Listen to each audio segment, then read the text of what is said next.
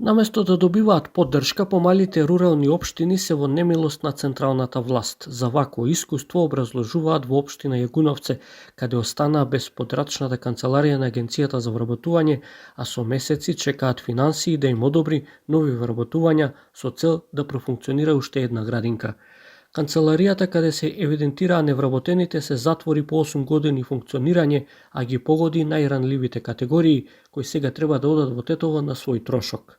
А затворија, мислим, само со единствена цел политички, моето размислување и видување, зашто тоа е реално. Други потребе или оправданија немаше, со тоа што и у самиот допис кој го добивме од Агенцијата за вработување немаше по назначено зошто е затворена канцеларијата и затоа оваа канцеларија ги задоволуваше нашите сограѓани, посебно до овие населени места, му леснуваше во оваа криза економска и криза со пандемијата.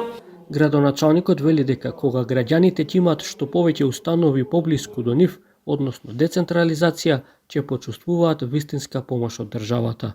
Да отворат и други подрачни оделенија, односно посебно како рурална општина оделение за земјоделие или подрачна канцеларија во состав на Министерството за земјоделие или подрачна канцеларија во состав на ПС Лешница, односно шумското стопанство, во кои граѓаните имаат потреба за добивање на тие дозволи за сеча. Јагуновце е најмалата рурална општина во Тетовскиот регион.